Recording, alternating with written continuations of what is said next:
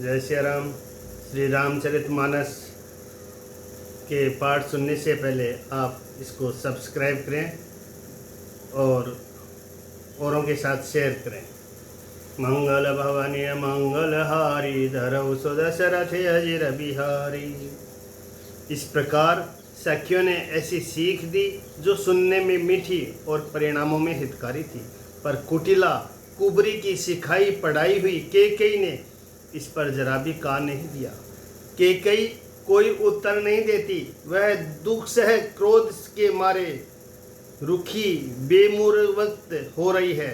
ऐसी दिखती है मानो भूखी बागिनी हिरनियों को देख रही हो। जब सखियों ने रोग को असाध्य समझकर उसे छोड़ दिया, सब उसको मंद बुद्धि अभागिनी कहती हुई चल दी। राज्य करते हुए इस केकई को देव ने नष्ट कर दिया। इसने जैसा कुछ किया वैसा कोई भी न करेगा। नगर के सब स्त्री पुरुष इस प्रकार विलाप कर रहे हैं और उस पूछाली केकई को करोड़ों गालियां दे रहे हैं। लोग विषम ज्वर भयानक दुख की आग से जल रहे हैं। लंबी सांसें लेते हुए कहते हैं कि श्री रामचंद्र जी के बिना जीने की कौन आशा है। महान वियोग की आशंका से प्रजा ऐसी व्याकुल हो गई मानो पानी सूखने के समय जलचर जीवों का समुदाय व्याकुल हो। सभी पुरुष और स्त्रियां अत्यंत विषाद के वश हो रही है। स्वामी श्री रामचंद्र जी माता कौशल्या के पास गए। उनका मुख प्रसन्न है और चित्त से चौगुना चाव उत्साह है। यह सोच मिट गया कि राजा कहीं रख न ले। श्री राम जी को राज तिलक की बात सुनकर विषाद हुआ था कि सब भाइयों को छोड़कर बड़े भाई मुझको ही राज तिलक क्यों होता है। अब माता केकई की आज्ञा और पिता की मौन सम्मति पाकर वह सोच मिट गया। नव गयंदु रघुवीर मनु राजु अलान समान छूट जानी बिन गवन सुनी और आनंदु अधिकान। श्री रामचंद्र जी का मन नए पकड़े हुए हाथी के समान और राज तिलक उस हाथी के बांधने की कांटेदार लोहे की बेड़ी के समान है। वन जाना है, यह सुनकर अपने को बंधन से छुट्टा जानकर उनके हृदय में आनंद बढ़ गया। रघुकुल तिलक श्री रामचंद्र जी दोनों हाथ जोड़कर आनंद के साथ माता के चरणों में सिर नवाया। माता ने आशीर्वाद दिया, अपने हृदय से लगा लिया और उन पर गहने तथा कपड़े न्योछावर किए। माता बार बार श्री रामचंद्र जी का मुख चूम रही है। नेत्रों में प्रेम का जल भर गया और सब अंग पुलकित हो गए हैं। श्री राम जी को अपनी गोद में बैठाकर फिर हृदय से लगा लिया। सुंदर स्तन प्रेम रस दूध बहाने लगे। उनका प्रेम और महान आनंद कुछ कहा नहीं जाता। मानो कंगाल ने कुबेर का पद पा लिया हो। मानो कंगाल ने कुबेर का पद पा लिया हो। बड़े आदर के साथ सुंदर मुख देखकर माता मधुर वचन बोली कि कहूँ तात जननी बलिहारी कबहि लगन मुद मंगलकारी। हे तात, माता बलिहारी जाती है, कहो वह आनंद मंगलकारी लगन कब है जो मेरे पुण्यशील और सुख की सुंदर सीमा है और जन्म लेने का लाभ की पूर्णतम अवधि है, तथा जिस लगन को सभी स्त्री पुरुष अत्यंत व्याकुलता से इस प्रकार चाहते हैं कि जिस प्रकार प्यासे से चातक और चातक की शरद ऋतु के स्वाति नक्षत्र की वर्षा को चाहते हैं। हे तात, मैं बलिया लेती हूँ, तुम जल्दी नहा लो और जो मन भावे कुछ मिठाई खा लो। भैया, तब पिता के पास जाना, बहुत देर हो गई है। माता बलिहारी जाती है।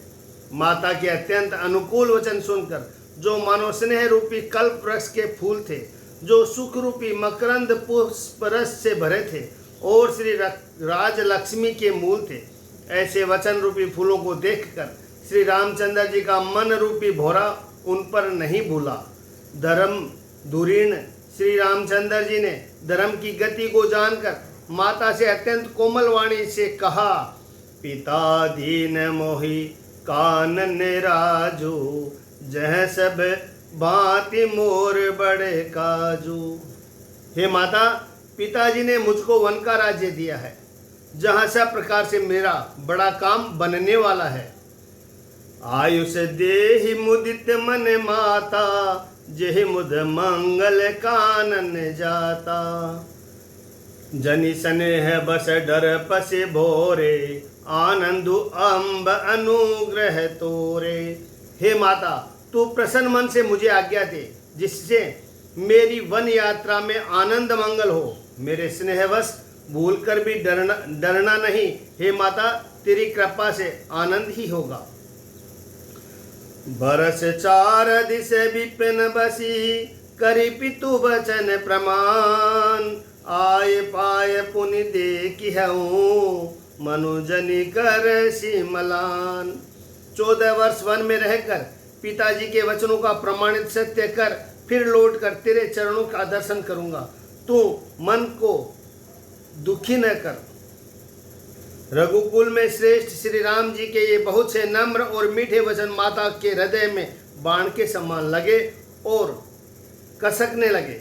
उस शीतल वाणी को सुनकर कौशल्या वैसी ही सहम कर सूख गई, जैसे बरसात का पानी पड़ने से ज्वासा सूख जाता है, जवासा सूख जाता है।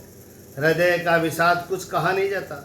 मानो सिंह की गर्जना सुनकर हिरणी विकल हो गई हो, नेत्रों में जल भराया, शरीर थर थर कांपने लगा, मानो मछली मांजा यानी पहली वर्षा का फेन खाकर बदहवास हो गई हो।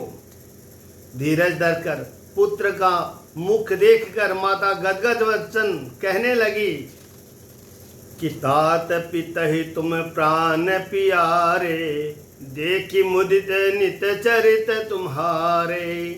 हे तात, तुम तो पिता को प्राणों के समान प्रिय हो। तुम्हारे चरित्र को देखकर वे नित्य प्रसन्न होते थे।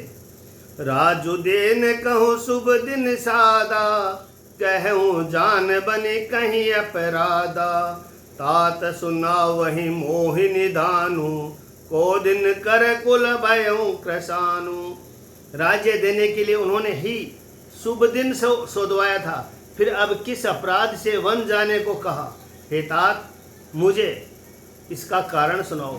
सूर्यवंश रूपी वन को जलाने के लिए अग्नि कौन हो गया? तब श्री रामचंद्र जी का रुख देखकर मंत्री के पुत्र ने सब कारण समझाकर कहा। उस प्रसंग को सुनकर वे गूंगी जैसी चुप रह गई। उनकी दशा वर्णन नहीं किया जा सकता। राखी न सकै न कहीं सक जाहू, दुहु भांति उर दारुण दाहू। लिखित सुधा कर गा लिखी राहू, विधि गति बाम सदा सब काहू। न रख ही सकती है और न यह कह सकती है कि वन चले जाओ। दोनों ही प्रकार से हृदय में बड़ा भारी संताप हो रहा है। मन में सोचती है कि देखो, विधाता की चाल सदा सबके लिए टेढ़ी होती है। लिखने लगी चंद्रमा और लिख गया राहु।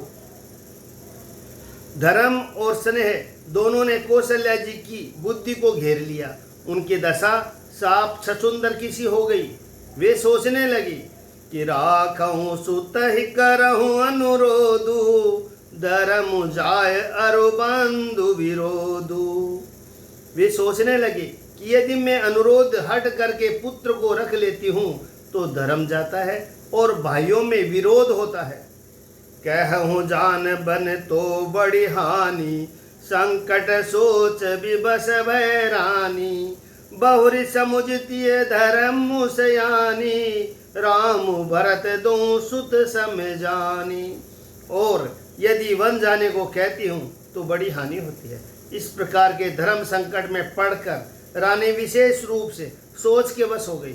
फिर बुद्धिमती कौशल्या जी स्त्री धर्म पातिव्रत धर्म को समझकर और राम तथा भरत दोनों पुत्रों को सम्मान जानकर सरल स्वभाव वाली श्री रामचंद्र जी की माता बड़ा धीरज धरकर वचन बोली कि हे तात, मैं बलिहारी जाती हूँ, तुमने अच्छा किया।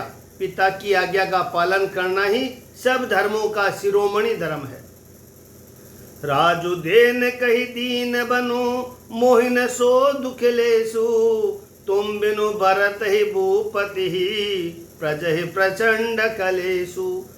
राज्य देने को कहकर वन दे दिया उसका मुझे लेस मात्र भी दुख नहीं है।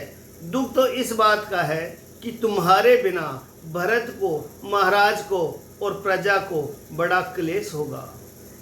जो केवल पितु आय सुताता, तो जनि जाहु जानि बड़ी माता। जो पितु मातु कहूँ बन जाना, तो कानन सत्य अवध समाना।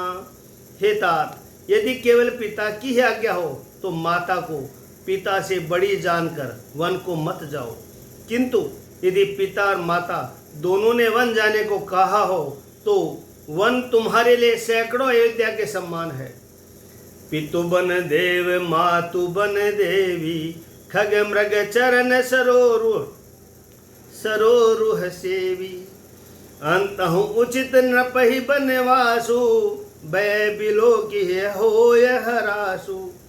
वन के देवता तुम्हारे पिता होंगे और वन देवियां माता होगी।